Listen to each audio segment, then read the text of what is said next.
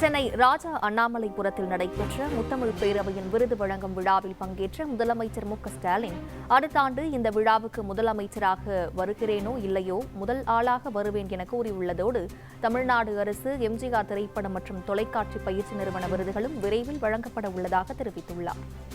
முத்தமிழ் பேரவையினுடைய விருது வழங்கக்கூடிய விழாவை நான் மிஸ் பண்ண மாட்டேன், தொடர்ந்து வந்து கொண்டிருக்கிறேன். நம்முடைய மதிப்பிற்குரிய நாசர் அவர்கள் கூட குறிப்பிட்டு சொன்னார், அடுத்த ஆண்டு முதல்வராக வந்து நிகழ்ச்சியில் பங்கேற்க வேண்டும் என்று. நான் அடக்கத்தோடு சொல்லுகிறேன், முதல்வராக வருகணும் இல்லையோ முதல் ஆளாக நான் நிச்சயம் வருவேன். அதேபோல் கலைத்துறையில் பெரும் சாதனைகளை படைத்த காரணத்தால் அவரை நாம் கலைஞர் என்று சொல்லுகிறோம் என்று கருத வேண்டிய அவசியம் இல்லை.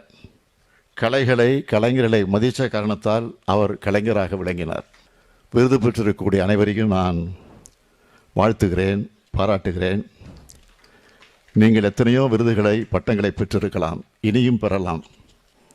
ஆனால் முத்தமிழ் பேரவை தரக்கூடிய பட்டம் என்பது மிக மிக சிறப்பானது. காரணம், இந்த பேரவையை முத்தமிழ் தலைவர் கலைஞர் அவர்கள் உருவாக்கியிருக்கிறார். அரை நூற்றாண்டு காலமாக இயங்கக்கூடிய ஒரு அமைப்பு தரக்கூடிய பட்டம் இது. பெரிய பெரிய ஜாம்பவான்கள் பெற்ற பட்டம் இது. இனியும் உங்கள் கலைத்தொண்டு தொடர வேண்டும், அதற்காகத்தான் இது வழங்கப்படுகிறது.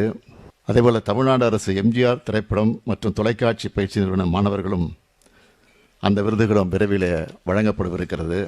இப்படி திரைக்கலைஞர்கள், சின்ன திரைக்கலைஞர்கள், இசைக்கலைஞர்கள், நாடக கலைஞர்கள், நாட்டுப்புற கலைஞர்கள், இலக்கியவாதிகள்னு கலைஞர்களை போற்றக்கூடிய அரசாக திராவிட மாடல் அரசு செயல்பட்டு வருது.